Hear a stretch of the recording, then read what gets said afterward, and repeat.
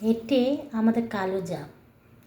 কালো জাম আমরা অনেকে খাই, অনেকে খাই সুগার ভালো রাখার জন্য। আমি এটি নরম করেছি কারণ আছে।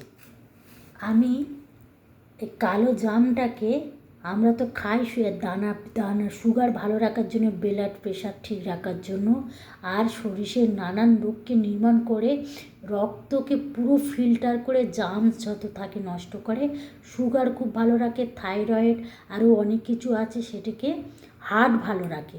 রক্ত ফিল্টার থাকা মানে হার্টও ভালো রাখে, সব ভালো থাকা মানে পা থেকে মাথা অবধি নার্ভের যত রক্ত চলাচল করে সবাইকে ভালো রাখে, এমনকি পেটকেও ভালো রাখে।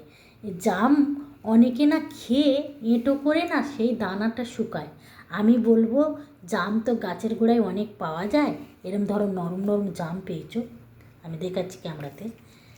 তা এই ভালো করে এটাকে চটকাবে, চটকে না এঁটো মুখের, ধরো কারোর টিবি আছে, জোকা আছে, তারপর আরও বাজে বাজে রোগ আছে, অনেক রকম রোগ আছে, বা কারোর মাড়িতে ক্যান্সার আছে, বা জিভে ক্যান্সার আছে, বা গলায় ক্যান্সার আছে, বা পেটে ক্যান্সার, তার নালাটা ও যখন চুষছে মানুষটা, তাদের দানাগুলো কি হচ্ছে, সেই মানুষটার মুখের নালার জামস রোগগুলো যাচ্ছে।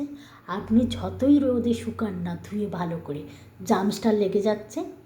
তাই জন্য আমরা গাছের গোড়া দিয়ে গুঁড়িয়ে নিজস্ব বা সেই সব জামগুলোকে সংগ্রহ করব, করে কি করব, ঠিক এরকম নরম নরম পেলে কোনো চিন্তা নেই, ভালো করে চটকে চটকে ধুইবে, একটু গরম জল করবে, গরম জল করে ভালো করে ধুয়ে নেবে।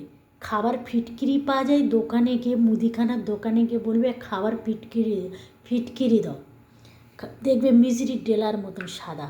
সেটা যদি 1 কেজি ধরো বড় একটা, এরম যদি দুটো হয়, এই জামের মতন একটা টুকরো ফিটকিরি নেবে, গরম জলে ফেলবে, ফেলে ভালো করে দানাগুলো এইভাবে চটকান, চটকে ধুয়ে পরিষ্কার করে সেগুলো ভালো করে রোদে শুকান, ভালো করে দিয়ে মিক্সারে হোক শিলে হোক পাউডার বানিয়ে খান, দেখবে সুগার নর্মাল থাকবে, ভালো থাকবে।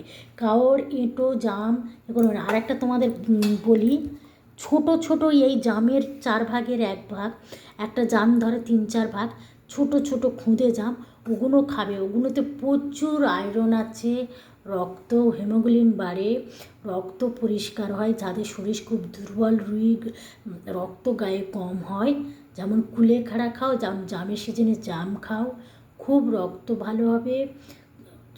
যেসব মা বাবা মা হতে পারছো না, সুগারের জন্য, থাইরয়েডের জন্য, নানান রোগের জন্য, তারা প্রচুর জাম খাও।